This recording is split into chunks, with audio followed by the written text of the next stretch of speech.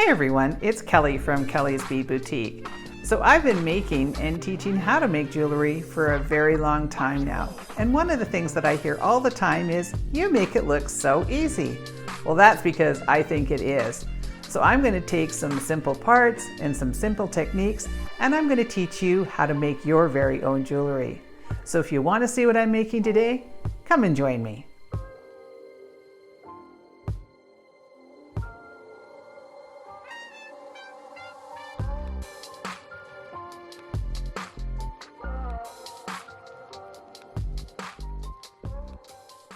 All right, so to make our piece today, we're going to be starting with some Fireline, and I'm using the 6 pound in the smoke color. I'm also going to be using this is called California Pink, and this is Super Duo. And I have a size 11. This is a galvanized rose, and I thought they went so pretty together. I've got some cord ends from Tierra Cast and some little ear wires. We're also using 2mm leather today, and I'm going to be giving you, if you buy a kit, you're going to get about 6 inches, and you'll just cut it in half, and so I already had pre-cut that. And for tools, we're going to be using a pair of pliers and a pair of cutters, and I'm going to probably use a thread zapper at the end. A little bit of GS Hypo cement, or whatever kind of glue you have, actually will work fine on this. And we're going to be using a needle today. And this is just a pony needle. It is a size 10. Now this is something that we won't be including in the kit because most people have needles. If you don't, I will make sure to put a link to our needles. You can use any kind, a big eye needle or whatever you like. I have vision problems and I find it really hard to get Fireline through that hole there, but I'll show you a little trick that I've learned to do along the way. So let's get started. So the first thing we're going to do is cut ourselves some Fireline. So again, if you buy a kit, you're going to get about 40 inches or so. And I would, you could use just one long piece if you want, or you could cut it in two. I find it easier to only have to thread once because threading is kind of a pain in the butt. So what I like to do is take my piece and cut it. Now, the other thing I got asked the other day is, what is the best tool to cut your Fireline? Well, I have these fabulous old Softflex cutters that I just can't kill these things. They're so good. But Fireline's really, really hard to cut, and you can actually wreck your scissors with them or your cutters. So I suggest having a pair of really good cutters or scissors that you only use for Fireline. And I often will cut right down at this part on my scissors because it does tend to blunt out your scissors after a while. So they're not really, don't use your cutters that you like to use for wire work because you may wreck them. But because Fireline's a really good product, but it can kind of be hard on your tools. So you can see now when I don't know if you'll be able to see on there, but there's almost like a little knob on the end that happens when you cut it. So I like to take my pliers, and actually if you have a pair of a chain nose or the flat nose, and you just run the little end on there. Well, you can see how that has flattened it out.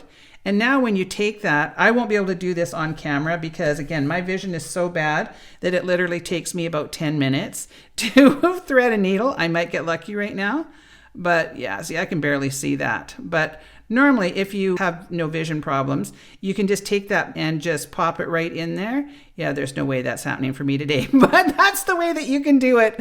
So I have to take about 10 minutes to get it on there. So once I get mine on there, I will be right back. All right, so now I got my Fireline through my needle, and you can see that I've bent my needle because I use my needles over and over again. It doesn't make any difference if your needle is all bent up. Just keep using it until you can't use it any longer. Economize. So one of the things I have learned is to not pull very much through on the end, just a few inches, because it can start to wrap around. So that was one of the hints that I had heard over the years. Now, I have to say right out front here, I am not a seed beater. If you want to learn all about the tips and tricks and all those sort of things, go to somebody like Jill Wiseman and watch her videos. She is fantastic, and she knows all of the ins and outs. I just know what works for me, but I am by no means a seed beater. So I just kind of do things my own way. So that's how we're going to roll today. So let's get some of this stuff out of the way. Okay, so now one of the things that can happen with our Super Duos is, I'm not sure if it's because of the coatings, but you can get some of the holes blocked. So I like to I call it culling my beads. So I like to look at my beads before I use them. The other thing you can do is you can take your needle and just kind of run it through both holes. See, that hole right there is blocked.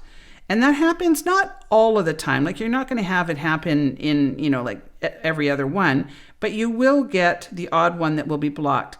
So if you purchase a kit, we will make sure to give you enough extras. We'll always give you a couple extra to make sure that, you know, if there's anything that's blocked, you can have plenty enough for your project. So that's something that I like to do before I get started, because nothing's more frustrating than trying to put this together and then ending up with, you know, blocked holes on there. So we're going to start off with 111, and I just like to take it with my needle and just poke it like that versus picking it up and trying to find that little hole and doing that. So just use the end.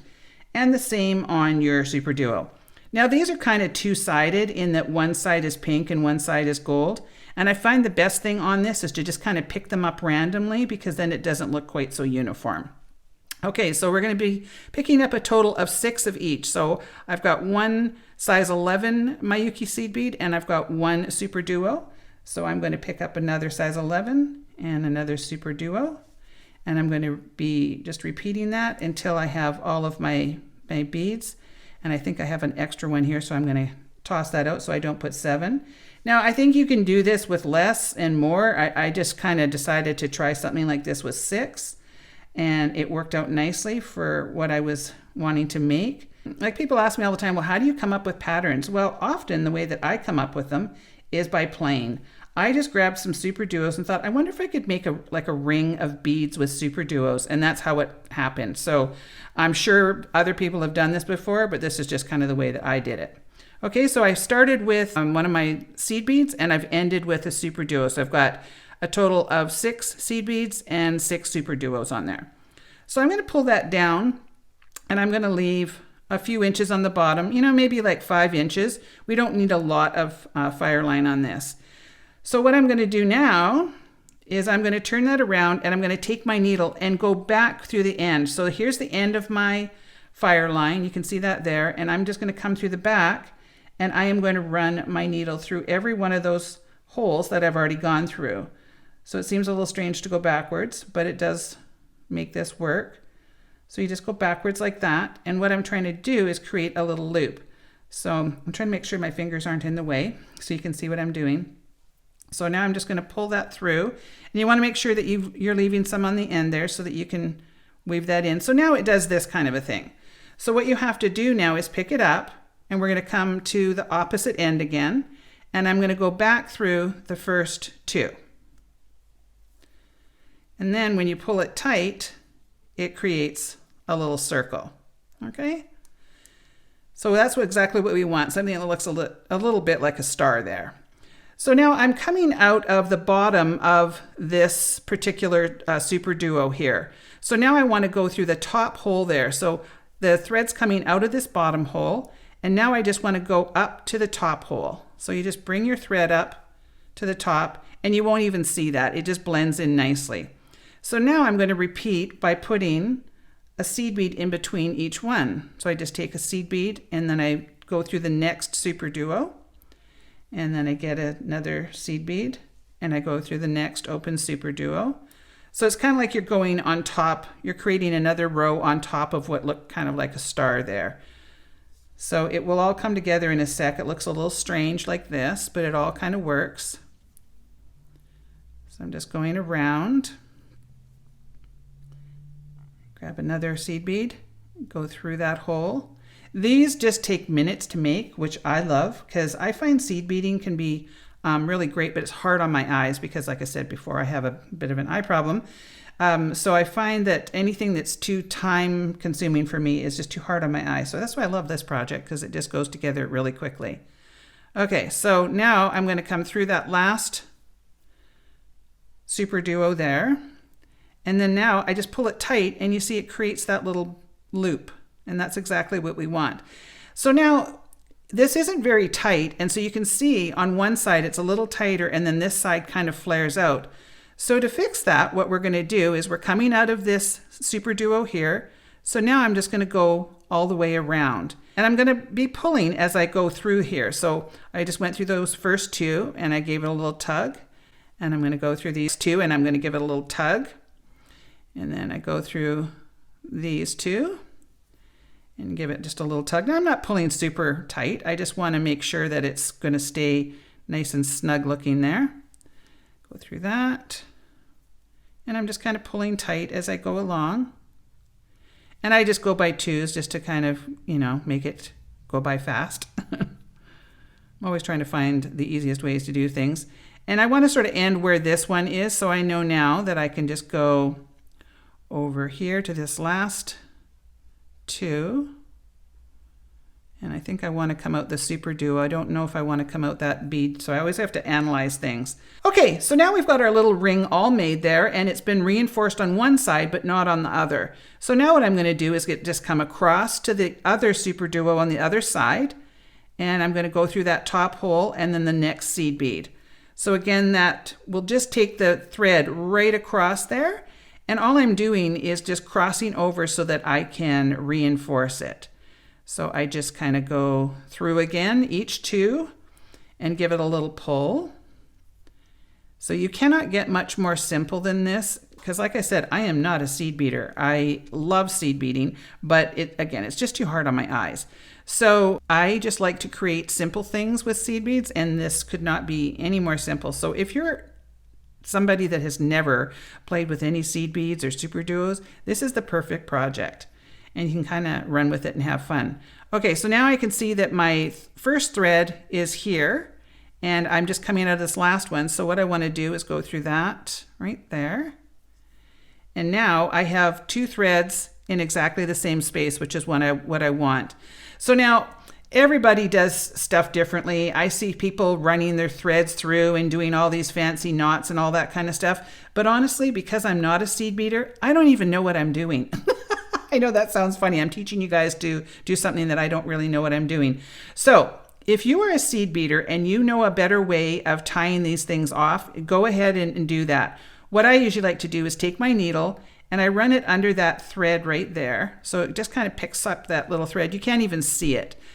And then we're going to run the needle back through that loop. And that just kind of locks that in there. So then I'm going to repeat and do that again. So I'm just picking up the thread that's in between that seed bead and this super duo. And then you want to make a small loop. If you have this like a really big loop like that and then put it through, that's a great way to create a knot. And once you get a knot in Fireline, it's really hard to get it out. So I just like to make a small little loop, pop it through there, and make that kind of tight. So now I'm going to take my needle off. And again, this was I'm pretty sure if somebody like Jill Wiseman watched this, she'd be like, Kelly, what are you doing? But again, I just create my own thing. I don't follow other people's patterns. I just do my own thing. Okay, so I take that and I just make a knot, because this is just going to go in between the beads, and pull that tight. And then I'm going to do one more and pull that tight. And there we've got our little beaded bead. So now I'm going to take my cutters, and I like to trim these off. Now I know this is again where people do things differently. They like to hide knots, but I just don't have the patience or the eyesight to be able to find the knots to hide them and all that stuff. So I trim them off, and then I take my thread zapper. Now you can see that my poor old thread zapper has been well loved. So the key to a thread zapper, if you're to buy them, is to make sure that you've got fresh batteries in here. Often we will sell these and then customers will say, well, it doesn't work. And that's generally because they found an old battery in the bottom of a drawer. So make sure that you use a new fresh battery on your thread zapper. So all you do is hold down this little knob until the end becomes red. And you probably won't be able to tell, but I can see that the end is quite red now. So what I do is I just take that, hold it on, and you'll watch it just melts that right down. So you see a little bit of smoke, melt it down. And then I kind of push it in, and it just kind of hides inside there, and you can kind of tuck it in. So if you don't have a thread zapper, you could, if you're brave, you could use a lighter, or you could just trim really closely, or you could knot it and pull the knot through a bead. There's many ways of finishing the ends off, but that's just kind of the way that I do it. So now we have our little beaded bead. All right, so now that we've got our little beaded bead, we have to create the rest of the earring. So you're going to get one long piece in your kit. So what I've got here is 6 inches that I've cut in half. So what you want to do is just make sure they're identical. So I just line up the two ends, turn it around, and run it up and make sure that those are pretty close. So I don't really care so much as to how long they are, so they don't have to be like exactly 3 inches, but I do want them to be identical. Otherwise they look a little goofy. So I'm just going to put one aside for now. So I'm going to take my leather and run it through my bead, and then I'm going to take my two ends and match them up so that they are identical.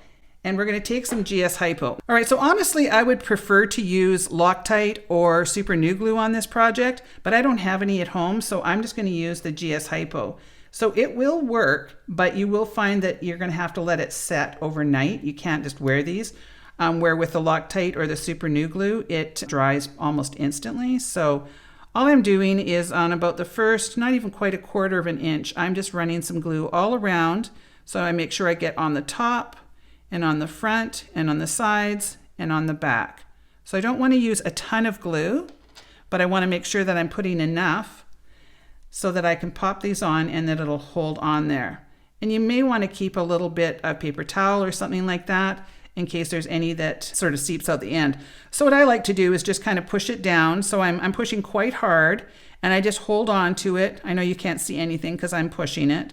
But I just like to do that for a few minutes until it, just kind of sets up. So just kind of hold it, and then we're just going to put that aside and let it dry. Okay, so now we've let that dry, we're going to add our ear wire. So you can see that this is a double-sided cord end. So there's two different patterns, so you get to choose which side you want, because this is, it just kind of spins around, so it doesn't really matter which way you want to go on it.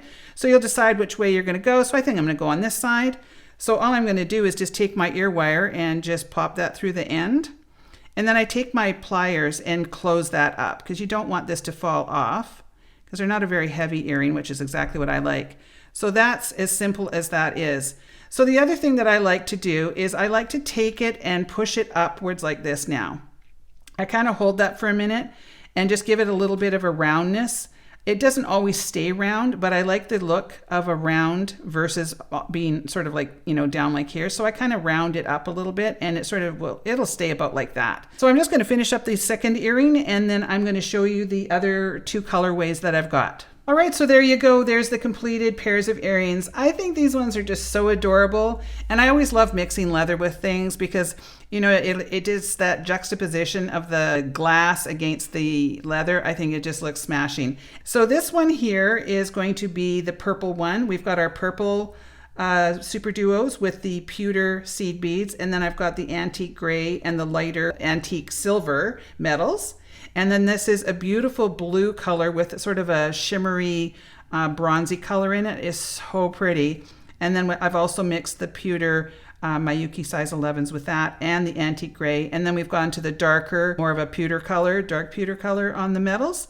And then we've got the gold and pink that we were working with here with the black leather.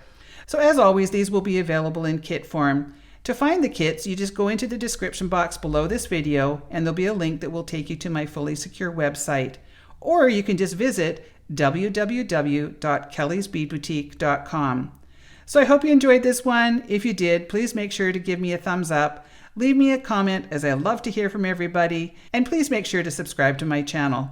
I want to thank you so much for watching, and we will see you on the next one.